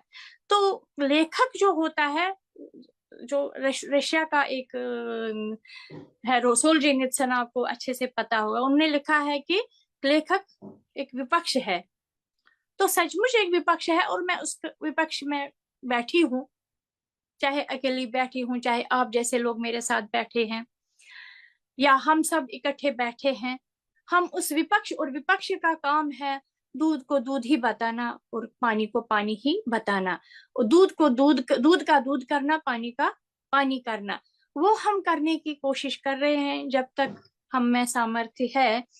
तो वो सब करने की कोशिश मेरा पूरा साहित्य है, और दर्दपुर से शुरू हुआ है। मैं दर्दपुर से पहले मैंने एक डायरी लिखी थी, समय के बाद मैंने उसको इसलिए नाम दिया था क्योंकि समय खत्म हो गया था हमारा, और हम समयहीनता में जी रहे थे, हम पता ही नहीं थे। और आपको आश्चर्य होगा ये जानकर, आश्चर्य क्या, ये एक सूचना है, एक जरूरी सूचना आपके लिए भी, कि हमारा एक और संवत हो गया है, निर्वासन संवत। तो उसका हमें अभी 34वां वर्ष चल रहा है। 90 से हमारा हमने अपने पंचांगों में भी इसको सम्मिलित किया है।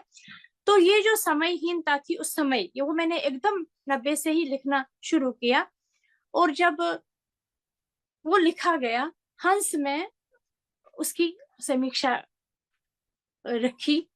भारत भारद्वाज एक लेखक हैं, एक समीक्षक हैं अच्छे, उन्होंने हंस में उसकी समीक्षा छापी, बहुत अच्छी थी, उसको पूरे विश्व के पर्सपेक्टिव से लिखा। उसके बाद एक बहुत अच्छी लेखिका जो अब स्वर्गवासी हो गई है, उन्होंने लिखी, अर्चना वर्मा जी ने। उनको बहुत ही दुख हुआ था, और बोली कि मुझे नहीं पता था कश्मीर में ऐसा हुआ है। तो उसमें जब वो उन्होंने लिखी, उसका शीर्षक था, कोई बात नहीं हम मोमबत्ती जलाएंगे। ये मेरा अपने मकान मालिक के साथ एक संवाद था, कि उसने बोला कि आप बिजली नहीं जला सकते, तो मैंने कहा कोई बात नहीं, हम मोमबत्ती जलाएंगे। तो उन्होंने उसी को शीर्षक दिया, और अच्छी खासी 2-4, हंस तो बड़ा होता है, 2.5 पेज की उसकी समीक्षा निकली, अंक निकला। और उसके बाद अर्चना जी मुझे मिली, आदरणीय राजी सेठ के घर, कुछ था वहां पर, उन्होंने बुलाया था, मैं भी गई थी। उन्होंने कहा कि एक लेखक हैं ललित कार्तिकेय, जो अब नहीं है, बोले क्षमा जी, अगर मैं स्त्री न होती, मेरे उसने कपड़े फाड़ने थे, मुझे उसने अधमरा करना था। वो इतना बुरी तरह उसने मुझे, मेरा हाल बुरा। उसने कहा आपको किसने बोला था इस पुस्तक की समीक्षा करने को? लेकिन थैंक्स टू राजेंद्र यादव उसने छापी। वो शायद कहीं मन में चाहते हो कि नहीं ये अमानवीय होगा। सच्चाई तो ये है कि मारे तो ये हिंदू गए, मुसलमान नहीं मारा गया, क्योंकि उसके आंख में सपना है हिंदू को मारना। उसमें मुसलमान मारे मरे तो मरे, इसमें क्या है, सीधी सी बात है भाई। लेकिन हमें क्या, हमें और ये तो जिनमें ये प्रश्न भी ना हो कि जो अल्लाह बोलता है काफिर को मारो, वो कैसा अल्लाह है? जिन मेरे जो समुदाय के लोग हम लोग हैं, जो कश्मीर के मुसलमान इस समय है, वो मेरे समुदाय के ही तो लोग हैं। वो कौन समुदाय? वो तो उनका जिनोसाइड में ये नहीं कि आप मारे जा रहे हो, आपका धर्म मारा है, आपका धर्म परिवर्तन किया, ये भी तो जिनोसाइड है। वो तो जिनोसाइड के शिकार है। जिनमें ये बात नहीं आ रही हो कि यार हम तो हिंदू थे, हमें मार मार के मुसलमान बनाया गया। तो मैंने क्या गलत लिखा उसमें, मैंने क्या अमानवीय लिखा उसमें? तो अर्चना वर्मा जी ने कहा कि मेरी तो दुर्दशा कर दी उस ललित कार्तिकेय ने। खैर वो फिर स्वर्ग सिधार गए। लेकिन ये मैं अनुभव आपके साथ साझा करती हूँ। ये एक प्रसंग में मेरे मन में, एक मेरे दिमाग में बात आ गई। तो ये जो है विडंबनाएं, विडंबनाओं पर विडंबनाएं, विडंबनाओं पर विडंबनाएं, ये दर्दपुर का ही सारा खेल है। और वाइंड अप मैं इस तरह से करूंगी कि हिंदू को जागना चाहिए, हिंदू को साफ बोलना चाहिए, सच बोलना चाहिए। आजकल तो है कि जो जिहाद है और जिहादी आइडिया है, उसके परखचे उड़ रहे हैं, उड़ाए जा रहे हैं। लेकिन हमें भ्रम है कि सत्ता में भी कुछ ऐसा है कि जो है वो प्रो हिंदू है, लेकिन ऐसा नहीं है। बहुत डर है वहां, मुसलमान का बहुत डर बैठा हुआ है, वहां मुसलमान प्रमुख है। ये बात बहुत खराब है। तो इस स्थिति को बदलना बहुत जरूरी है। इस स्थिति को बदलने की प्रार्थना करना बहुत जरूरी है।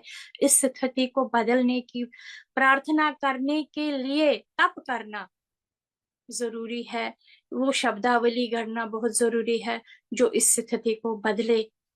तो ये दर्दपुर के मेरे वो है, जो है भविष्य के कार्यक्रम, जो दर्दपुर 2 है।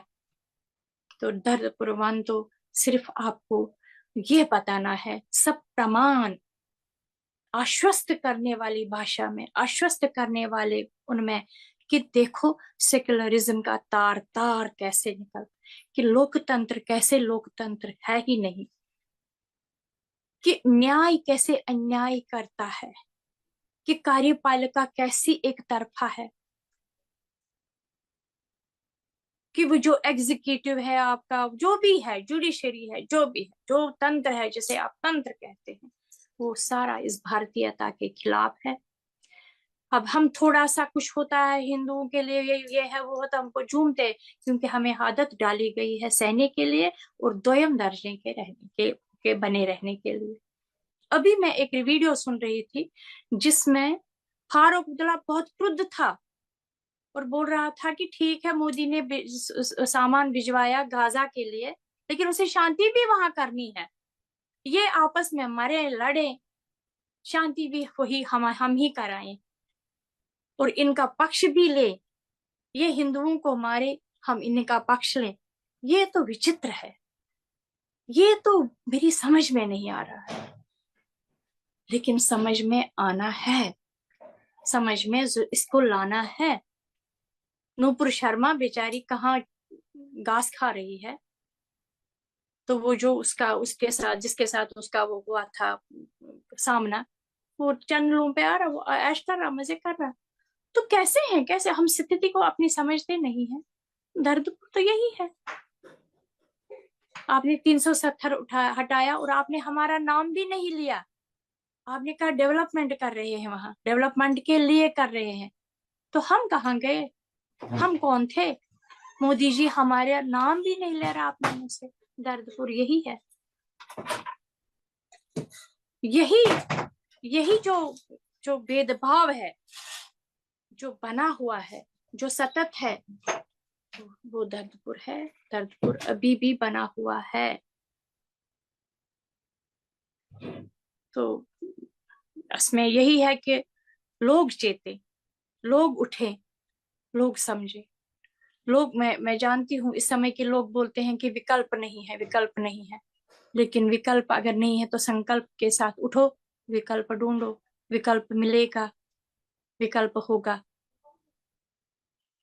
अगर हम ये सोचते हैं कि हिंदू वो ये मतलब मेरा जो वहाँ का मुसलमान है वो क्यों नहीं घर वापसी करे, आए आए करे, वापस आ जाए, वो हिंदू है, वो कश्मीरी पंडित है, लेकिन तंत्र ने ऐसे कुछ सुविधाएं रखी है कि वो मुसलमान होने में आपका फायदा है। आप क्या कर सकते हैं? तो भारत को, भारत की चिंता नहीं है कहीं, तो भारत की चिंता भारत की जनता को ही करनी है। दर्दपुर का यही संदेश है, मेरा भी यही एक संकल्प है। जितना मैं लिखूंगी आगे भी, लिखने की बहुत बातें हैं, समय कम है और बेजा और स्वास्थ्य अगर साथ दे तो लिखती जाऊंगी। मैं इन्हीं शब्दों के साथ आपको बहुत बहुत धन्यवाद दे रही हूँ। मैं तो कहती हूँ कि खूब बातें हों इस तरह की, और खूब बेलाग हो, ले लगाम हो, कोई बिना डरे, बिना किसी से वो किए। हमने जो दुख झेले आपको क्या बताएं, रोटियों के लाले पड़े, सब कुछ होते हुए हमारे पास कुछ नहीं था। हमारे बच्चे भूखे रहे, भूख झेली हमने, दुख झेले हमने, कैसे कैसे। भगवान अब हिंदुओं को ऐसे दुखों से बचाए। तो आप, बहुत बहुत धन्यवाद, आपने मुझे ये समय दिया, मौका दिया, और मैं अपनी भाषा में, अपने बहुत ही ग्रामीण भाषा में जो मैं छो था मेरे मन में वो बता दिया। मेरी भूल चूक को माफ करेंगे। जो आपकी इस चैनल को सूट करता हो वो अच्छी बात है, ना ना सूट करता हो उसके लिए क्षमा। मैम बहुत बहुत आभार मैम। और मतलब आपके जो इस बात को, कि आपने समय जो हमें दिया, इसके लिए हम आपका जितना भी आभार करें वो कम है। और यहाँ पर मैं अपने पाठकों को, सॉरी, श्रोताओं को बताना चाहूंगा कि मैम ने जो पीड़ा बताई है और जो पीड़ा हमारे कश्मीरी हिंदुओं ने झेला है, मैम ने झेला है, उसका 1% भी मैम ने नहीं बताया, क्योंकि वो इतनी अंतहीन मार्मिक पीड़ा है जो शब्दों में तो कम से कम उसकी विवेचना नहीं की जा सकती। मैं चाहूंगी कि मैम लोग दूसरों दर्दपुर पढ़े। जी निश्चित मैम, हम लोग मैं तो कहूंगा कि अगली बार हम लोग इस पर एक दर्दपुर पर एक व्याख्यान भी कराएंगे ऑनलाइन, 5-6 वक्ताओं को बुलाएंगे और इस उपन्यास पर कराएंगे। और मैं जब आप कनाडा से वापस आएंगी तो अगले साल हो जाएगा, तो हम जी लोग जरूर, मूर्ति भंजन जो उपन्यास है उस पर हम लोग एक बार और आपको सुनना चाहेंगे। ठीक है, जरूर जरूर जरूर। जी। और मैम जो आपने कहा कि जो कश्मीरी हिंदू थे उनके साथ अभी ने चल, चाहे वो राजनीतिज्ञ हो या हमारे अपने हिंदू भाई ही हो या मीडिया हो या साहित्य, साहित्य में आपने कहा था कि मेरी उपन्यास यदि एक भी पाठक पढ़े तो मैं इसको सार्थक समझूंगी।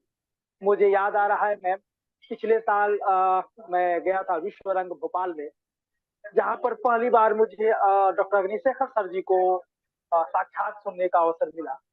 तो वहां भी जब सर बोलने आए तो वामपंथी लेखक सभी पहुंचे थे वहां पे, पूरा वामपंथियों का जमावड़ा था। तो सबको तो जैसे सांप सुन गया, जैसे नहीं सर ने कश्मीर पर बात करनी शुरू की, तो उन्होंने वह कहा था, मुझे अभी भी याद है, कि आप मेरे ऊपर मेरे एक साहित्य मत पढ़ो, मुझे कोई चिंता नहीं है, मैं उस दिन की प्रतीक्षा करूंगी, आज से 20 साल बाद करूंगा, 20 साल बाद, 40 साल बाद, 50 साल बाद जो नई पीढ़ी आएगी वो मेरी उपन्यास पढ़ेगी, वो मेरे साहित्य को पढ़ेगा और वे मेरे जो दर्द को है वो समझेगा। तो मैं तुम्हारे लिए नहीं लिख रहा हूँ, तुम मत पढ़ो, तुम इसको मत स्वीकार करो, हमारी अगली पीढ़ी उसको आएगी, स्वीकार करेगी और समझेगी, मैं उसके लिए लिख रहा हूँ। कोई उसको तो पता होना चाहिए ना कि भाई हमारे पूर्वजों के साथ क्या हुआ था, उसको कौन जी लिखेगा। जी तो मैं तुम जी लोगों के लिए नहीं लिख रहा हूँ। जी जी सर जी की वो बातें आज तक मेरे कानों में गूंजती है। और सर को मैं तो सर के सामने बहुत अभी बालक हूँ। सर से कोई विशेष परिचय भी नहीं था, फिर भी सर को मैंने मैसेज किया। सर ने मतलब एक अनुजवत मुझे प्रेम एवं स्नेह एवं आशीर्वाद सभी दिया। और साल भर से सर से जुड़ा भी हुआ हूँ। और जब भी सर से समय लेता मांगता हूँ, सर का आशीर्वाद मुझे मिल पाता है। अभी मैं बीच में हम लोगों ने इस कार्यक्रम के लोकपाल कार्यक्रम के तहत अर्बन नक्सल पर एक सीरीज चलाई थी, 5-6 व्याख्यान कराए थे। सर से मैं निवेदन किया था कि 2-3 हमें वक्ताओं का परिचय कराएंगे उन्हें, डॉक्टर टिट्टू, गिज्जू, गज्जू और एक और हैं कश्मीर से, उन्होंने उनका दिया था। तो सर का हमें समय मिलता रहता है। और उन्होंने जो बातें कही भारत के वर्तमान साहित्यकारों को, और वो पूरी तरह मुझे सत्य लगी। और जैसे मैं आपने कहा कि जैसे आपने भी आशा किया था कि कम से कम साहित्य तो इस पर ध्यान देगा, साहित्यकार तो इस पर ध्यान देंगे। साहित्य तो, साहित्य की आत्मा ही संवेदना होती है। तो जो कश्मीरी हिंदुओं के साथ हुआ, कम से कम भारत के साहित्यकार तो इस पर कुछ लिखेंगे, कुछ बोलेंगे। राजनीतिक मत, राजनीतिक गिद्ध न बोले, उन्हें तो मांस खाना है। तो जहां उन्हें मांस मिलेगा वही वहां जाएंगे। लेकिन साहित्य संवेदना जिसकी आत्मा है, और भारत के वे साहित्य, वे वामपंथी साहित्यकार, उन्होंने इस पर कुछ लिखना तो दूर, सुनना भी नहीं चाहते, विरोध ही किया। और आपने जिस पीड़ा का वर्णन किया है, आप, मैं अपने पुनः श्रोताओं को कहना चाहूँ कि मैम ने जो पीड़ा किया दिया है, व्यक्त किया है अपनी प्रन्यास के माध्यम से, अपने वक्तव्य के माध्यम से, भुगते हुए उस पीड़ा का 1%। और आप और हम कल्पना कर सकते हैं कि कश्मीर में 90 में क्या हुआ था, और इसकी कल्पना नहीं कर सकते हैं कि मुगल काल में क्या हुआ था, जब सब कुछ उनका था। न कोई सोशल मीडिया था, न मीडिया था, न न्यायालय, न सरकार थी। तो और यह सबसे बड़ी जो मुख्य होता है किसी भी व्यक्ति के लिए, भोजन, आवास, वही छिन गया। और उतना ही नहीं, जब मैं एक बात और मैं याद दिलाना चाहूंगा, अग्निशेखर सर से बात हो रही थी उस समय, तो उन्होंने एक बड़ी अच्छी बात कही। बोले कि देखो हम लोग को तो अब निर्वासन की स्थिति में है, कश्मीर छोड़ दिया, दिल्ली में रह रहे हैं। अब जो हमारी पीढ़ी है वो हमारी भाषा नहीं सीख रही है। तो इस जेनोसाइड से केवल मानव का जेनोसाइड नहीं हुआ, एक संस्कृति का जेनोसाइड हुआ। अब हमारे जो बच्चे हैं वे हमारी भाषा को नहीं पढ़ रहे हैं, नहीं सीख रहे हैं। जब ये हमारे भाषा को नहीं पढ़ेंगे, हमारे साहित्य को नहीं पढ़ेंगे, तो एक दिन करते करते पहले हमारी भाषा लुप्त होगी, फिर हमारी साहित्य लुप्त होगी, और फिर हमारी संस्कृति लुप्त होगी। तो एक तरह से ये सभी तरह का सांस्कृतिक कहें, नरसंहार कहें, तो भी कोई वो अनुचित नहीं होगा। इतना बड़ा, और भारत का पूरा मीडिया, भारत का पूरा तंत्र, कार्यपालिका, न्यायपालिका और हिंदू भी, और केवल न केवल कश्मीर में ही केवल नहीं हुआ, जो आपने कहा कि जेनोसाइड तो जो जातीय विध्वंस, नरसंहार हुआ है, केवल कश्मीर में ही नहीं, भारत के अन्य क्षेत्रों में भी। तो हमें वर्तमान में हम हिंदुओं को जानना चाहिए। और मैंने, आपने भी कहा अभी, मुझे भी अच्छी लगी, जो राम मंदिर में उन लोगों को 5 एकड़ दिया गया। भाई तुमको हमने बांग्लादेश दे दिया, पाकिस्तान दिया, अब कितना देंगे? 2 देश तो दे चुके, तब तुम संतुष्ट नहीं हुए तो तुम 5 एकड़ से तुम संतुष्ट हो जाओगे? यहाँ तो न्यायालय की बात थी, न्यायालय ये निर्णय करेगा किसका है, मेरा है तो मुझे दो, तुम्हारा है तो तुम लो। इसमें 5 एकड़ 10 एकड़ क्या होता है? लेकिन अभी पिछले 10 सालों में मोदी जी के आने के बाद, योगी जी के आने के बाद बहुत प्रगति हुई है। लेकिन हमें और भी आगे जाना है, और हमारे मोदी जी या हमारी सरकार हमारी पक्ष में खुलकर तभी सभी आ सकेगी जब हम स्वयं को हिंदू कहलाने के लायक हों। हम तो अभी भी जातियों में बसे हैं, कोई यादव है, कोई ब्राह्मण है, और अभी भी हम हिंदू के नाम पर तो वोट देते नहीं। सत्ता तो सरकार वोट से चलती है, जिसकी जिसकी सत्ता भागीदारी सत्ता में, वही सरकार बनाएगा, वही सरकार चलाएगा। तो हम स्वयं को हिंदू कहलाए पहले। और जैसा आपने कहा कि मुसलमान के बच्चे तो मौलवी से धार्मिक शिक्षा पा लेते, हमारे यहाँ जितने हमारे लव जिहाद हो रहे हैं या हमारे बच्चे जितने सेकुलर हो रहे हैं, क्यों हो रहे हैं? क्यों बॉलीवुड की फिल्में उनको दिग्भ्रमित कर पा रही हैं? क्यों वामपंथी साहित्य को दिग्भ्रमित कर पा रहे हैं? जो आपने सही कहा है, क्योंकि हम अपनी धार्मिक शिक्षा, नैतिक शिक्षा से दूर जा रहे हैं। हमें परिवार में धार्मिक शिक्षा नहीं दी जा रही है। हमारी धार्मिक शिक्षा के अभाव में ही हमारे बच्चे सेकुलर बन रहे हैं, हिंदू विरोधी बन रहे हैं और लव जिहाद में भी फंस रहे हैं। तो यह नितांत आवश्यक है कि हमें धार्मिक शिक्षा दी जाए और जानबूझकर जो कश्मीर कहीं अब तो कश्मीरी हिंदू लिखते भी हैं, तो अखबार में कश्मीरी ब्राह्मण, कश्मीरी पंडित लिखते थे। जानबूझकर इस कश्मीर की समस्या को हिंदुओं से अलग किया गया कि कश्मीरी हिंदू मत लिखो, कश्मीरी पंडित लिखो, कश्मीरी ब्राह्मण लिखो। क्यों ब्राह्मण हिंदू नहीं होते हैं क्या? तो एक जाति तक इसको सीमित कर दो। तो मैम आपका जो वक्तव्य था निश्चित रूप से हमारी आंखों को खोलने के लायक था और आपका बहुत बहुत आभार। मैं शब्दों में नहीं व्यक्त कर सकता और उसकी वर्णन करते समय जो आपकी नेत्र से, आपके चेहरे से जो एक पीड़ा दिख रही थी, उसको हम निश्चित रूप से अब उसको समझ सकते हैं। और दर्दपुर को मैं निश्चित पढ़ूंगा, मैं भी पढ़ूंगा और नवंबर, दिसंबर जनवरी में निश्चित इस पर एक वक्तव्य ऑनलाइन गोष्ठी भी कराने की दीदी मेरी योजना है ऑनलाइन ही। और आप कनाडा से वापस आए तो हम लोग मूर्ति भंजन पर आपको पुनः सुनेंगे। मेरी इच्छा तो भाषा सुंदरी जी को भी सुनने की है, अग्निशेखर सर को भी सुनने की है। तो निश्चित रूप से पुनः आपको मैं परेशान करूंगा और आपका समय लूंगा। ठीक है, तो बहुत बहुत आभार। हमारी सार्थकता इसी में है। नमस्कार। नमस्कार जी जी नमस्कार। मैं अभी हमारे वीके सर जुड़े हुए हैं कि नहीं?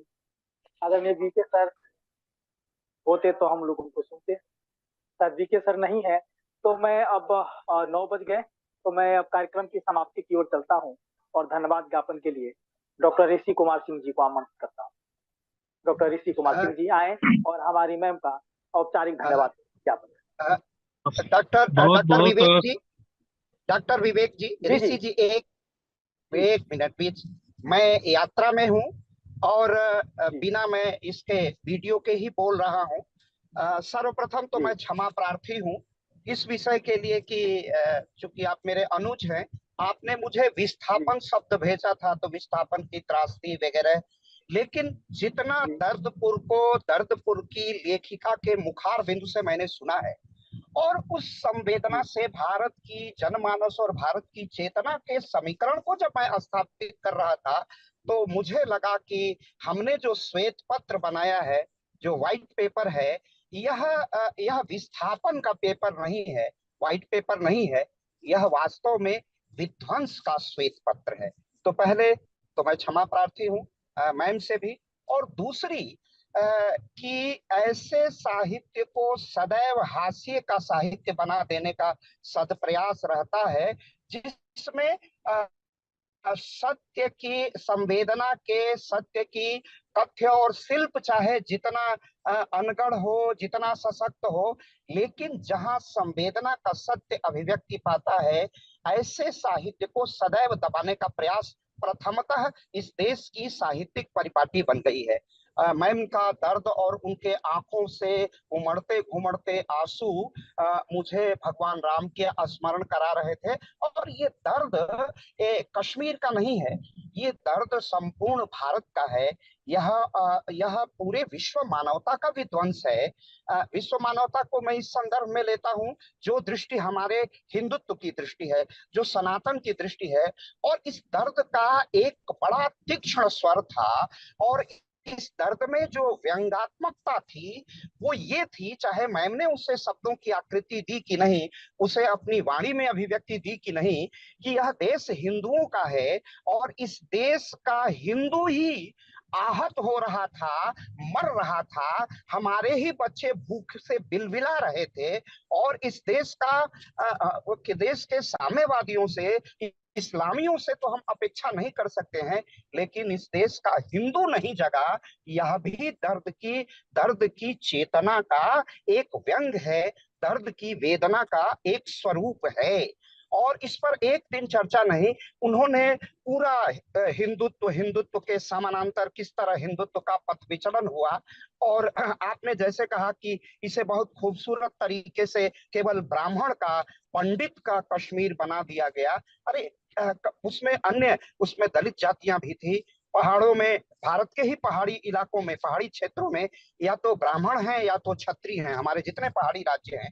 तो क्या ये हिंदू नहीं है? क्या अपनी ही सरकार इनका संज्ञान नहीं ले रही है? मैं संघ का पदाधिकारी हूं, लेकिन मुझे यह कहने में कोई कि संकोच नहीं है कि आज भी भारत सरकार की जो डिप्लोमेसी, जो राजनीति कश्मीर के लिए है, वह एक त्रासदी ही है। उसमें भी कश्मीर के हमारे हिंदू, हमारे ब्राह्मण उसमें भी तिरोहित हैं, उसमें भी उनको स्थान नहीं मिल पा रहा है। हमें इस स्तर पर भी दर्द को और तीक्ष्ण तीव्र करके उसे राजनीतिक चेतना के रूप में परिवर्तित करना है, ताकि देश की राजनीति इस बात को सुने कि वह भारत का अविभाज्य अंग है।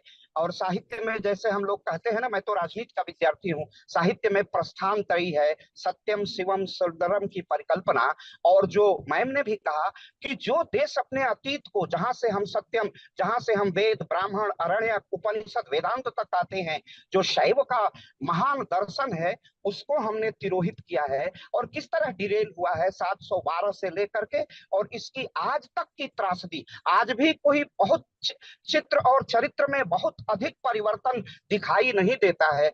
आज भी हम उसी स्वरूप में हैं। थोड़ी सी राहत की सांस हो सकती है, थोड़ा सा हम सोच सकते हैं, बोल सकते हैं, कह सकते हैं। और मैम से मेरा जो लगाव है, वह एक पाठक का और एक लेखक का है। और वैसे भी मैंने उनकी कविताएं, जो दैनिक जागरण में इनका निकला करता था, और दैनिक जागरण मेरे घर आता था, तो क्षमा कौल को मैं एक पाठक के रूप में उनकी कविताएं और उनके लेख वगैरह जो नारी पर होती थी, कश्मीर पर होता था, उसको मैंने पढ़ा है। दर्दपुर नहीं पढ़ा है, लेकिन दर्दपुर का जो त्रासदी है, जो विध्वंस है, जो नरसंहार है, उसको हम अवश्य पढ़ेंगे। और हम अपनी सामर्थ्य तो नहीं है, उतनी हमारी आलोच्य दृष्टि भी नहीं है, लेकिन जरूर उसे आलोचना का क्रम, चाहे मुझे कितना समय लगाना पड़े, कितना पढ़ना पड़े, लेकिन दर्दपुर में जो मेरी सामर्थ्य होगी उसकी जरूर समीक्षा करने का प्रयास करूंगा। चाहे उस समीक्षा को भी हाशिए की समीक्षा बना दी जाए, लेकिन यह मेरा संकल्प है कि एक श्रोता भी, एक पाठक भी, कहीं से मेरी आवाज निकलेगी तो दर्दपुर के समीकरण को राष्ट्रीय फलक पर उद्घाटित करने का सत्प्रयास करेंगे। मैं इनको ढेर सारा प्रणाम और ढेर सारी हमारी संवेदनाओं के सत्य आपको समर्पित, आपके चरणों में, जिसमें माँ भगवती की, माँ परम्बा की वो शक्ति है जो शब्दों के रूप में आज शिल्प का स्वरूप ग्रहण कर रही है। आपको बहुत बहुत आभार। विवेक जी को बहुत बहुत आभार इस मंच से जोड़ने के लिए। बहुत बहुत आपका अभिनंदन, बहुत बहुत प्रणाम। और ऋषिकेश जी आगे की औपचारिकता पूरी करेंगे। डॉक्टर ऋषिकेश। बहुत बहुत धन्यवाद और आभार सर, मुझे ये जिम्मेदारी देने के लिए। बहुत दिन बाद जो है मंच पर इस तरह का आभार ज्ञापन करने का मौका मुझे मिला, लेकिन बहुत ठीक मिला, बहुत सही समय पर मिला। और मुझे लग रहा है कि ये धन्यवाद ज्ञापन मेरे लिए बड़ा महत्व इस रूप में रखता है, एक हिंदी का अध्यापक होने के नाते, कि जिन चीज़ों को मैं लगातार अपनी कक्षाओं में पढ़ाता रहा हूँ और लगातार बच्चों को बताता रहा हूँ, वो सैद्धांतिक भले थी, लेकिन व्यवहारिक रूप से आज चीज़ें समझ में आई कि साधारणीकरण क्या होता है, कि अनुभव की प्रामाणिकता क्या है, और साथ साथ में जो स्वानुभूति और सहानुभूति को लेकर के चलने वाली जो तमाम बातें हैं, उसमें जो स्वानुभूति वाला जो यथार्थ है वो कितना मार्मिक और कहिए कि कितना झकझोर देने वाला, मानस पटल को कितना झंकृत करने वाला हो सकता है, इस व्याख्यान से सुंदर उदाहरण अभी मेरे दिमाग में कोई नहीं। मैं बहुत मतलब सुनते हुए, और जिस सहज भाव से और जिस स्वानुभूत पीड़ा को मतलब जिस सरलता से बता रही थी दीदी जो है उन्होंने कई सारे कोटेशन, मतलब ये एक केवल व्याख्यान, केवल और केवल दर्द को, दर्द नामक एक भाव को गांव बना देने का या उसको लाक्षणिक रूप से बता देने का एक केवल व्याख्यान नहीं था। इस पूरे के पूरे व्याख्यान में धर्म भी था, दर्शन भी थी, ज्योतिष से लेकर के तमाम ज्ञान की जितनी परंपराएं हो सकती हैं, कश्मीर को भारतीयता बोध से जोड़ करके बताने के जितने पक्ष हो सकते हैं, उसके स्वर्णिम अतीत को बताने के जितने महत्वपूर्ण पक्ष हो सकते हैं। मुझे याद आ रहा था कि आदिनाथ योगी से लेकर के वो मच्छंदर नाथ तक की परंपरा, तंत्रालोक में वो अभिनव गुप्त और उनका वो संवाद, वो तमाम चीजें इनके मैम के द्वारा दिए गए जितने ओजस्वी और इस ज्ञानवर्धक और मूल्यवर्धक वक्तव्य से मुझे याद आ रहे थे। लेकिन जो सबसे महत्वपूर्ण बात है वो यही कि किस तरह से एक झेला हुआ, जो भोगा हुआ जो यथार्थ है, वो किस तरह से विडंबना के रूप में, विभीषिका के रूप में, जेनोसाइड के रूप में, निर्वासन के रूप में, विस्थापन की पीड़ा के रूप में न केवल लिखा जा सकता है बल्कि बड़े प्रभावी ढंग से बताया जा सकता है। उसका अन्यतम उदाहरण जो है वो ये व्याख्यान है। मेरे पास शब्द नहीं है, मैं केवल 2-3 प्रसाद जी को कोट किया जो है दीदी ने, तो इस पूरे व्याख्यान को पढ़ते हुए 2-3 लाइनें मेरे मन में लगातार कौंध रही थी कि जो घनीभूत पीड़ा थी मस्तक में स्मृत सी छाई, दुर्दिन में आंसू बनकर वह आज बरसने आई, दुखी जीवन की कथा रही क्या कहूं आज जो नहीं कही। मैं ये पंक्तियां समर्पित करता हूं इस व्याख्यान को, और तमाम संवेदनाएं मैं उन दोनों अपने आदरणीय अभिभावकों में डॉक्टर अखिलेश त्रिपाठी सर और हमारे जो है बड़े ही सुहृद अग्रज विवेक मणि त्रिपाठी जी, मैं उन दोनों लोगों की उन तमाम बातों से जो है अपना पूरी सहमति रखता हूं। उसके बाद कहने को कुछ बच नहीं जाता, लेकिन ये मेरे मन के भाव थे। चूंकि सेशन को बहुत लंबा भी मैं नहीं कर सकता, इसलिए मैं अपने हृदय तल से अपार संवेदना व्यक्त करते हुए और इस आशा में कि आपको हम जब भी बुलाएंगे आप हमारा स्नेहिल आमंत्रण स्वीकार करेंगी, और हम इसको लगातार आने वाले समय में अपने लाखों दर्शकों के पास ले जाएंगे, और कश्मीर की जो वास्तविक स्थिति है, वास्तविक पीड़ा है, वास्तविक जो उसका भावबोध है, उससे हम परिचित कराएंगे।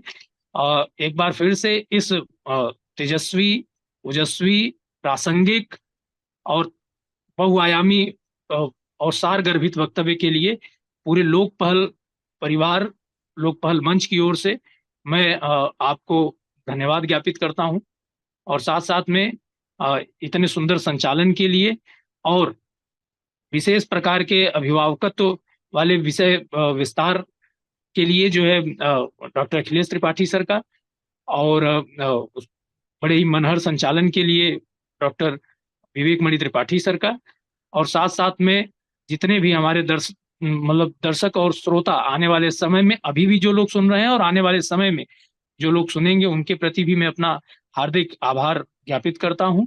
और साथ साथ में इतने सुंदर मंच को सजाने के लिए मेरठ इंस्टीट्यूट ऑफ टेक्नोलॉजी के उस तमाम टेक्नोलॉजी टीम का भी मैं हृदय से धन्यवाद ज्ञापित करता हूं। एक बार फिर से आप सभी का हार्दिक धन्यवाद, हार्दिक आभार।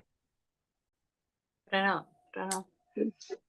ऋषिकेश जी, इतने सुंदर धन्यवाद ज्ञापन के लिए। तो धन्यवाद। इसी के साथ मैम आपका पुनः एक बार आभार। आप सबका आप सभी लोकपहल का धन्यवाद। धन्यवाद। और आप दीदी, अच्छे व्याख्यान और भी नहीं दीदी आपके इस उपन्यास पर काम भी कराया जाएगा, और बिल्कुल उसके ऊपर जो है शोध कार्य कराने का मैं विवेक सर से भी ये प्रार्थना करूंगा कि जहां भी संभव हो कुछ जो विश्वविद्यालयों में इस पर काम सर जरूर होना चाहिए। ये पक्ष जो लगातार जानबूझ करके साहित्य की दुनिया में हाशिए पर डाला जा रहा है, इसको मुख्य धारा में ले आने का प्रयास आप अपने जो है भगीरथ प्रयास से कर सकते हैं। मुझसे भी जितना बन पड़ेगा मैं करूंगा। धन्यवाद। बहुत और मैं बहुत अभिभूत हूँ आज के वक्तव्य से। धन्यवाद। प्रणाम प्रणाम। मेरा कोटि कोटि प्रणाम है प्रणाम प्रणाम सभी को। बहुत बहुत प्रणाम। अब कनिष्का जी आज के कार्यक्रम का समापन करिए, और डॉक्टर विवेक जी आपको बहुत बहुत आभार, धन्यवाद। सर अखिलेश सर आपको सादर प्रणाम।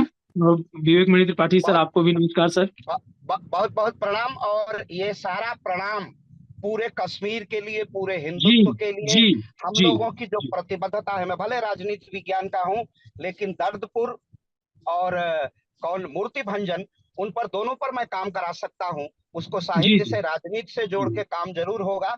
वो जी हो या ना हो, इसकी बात को हम लोग पत्र पत्रिकाओं और समीक्षा में जरूर लेके जी आएंगे, जी इसका तो जी संकल्प है। जी जी जी जी जी हम हम सभी के लिए जो आदेश होगा उसके लिए हम तत्पर हैं सर।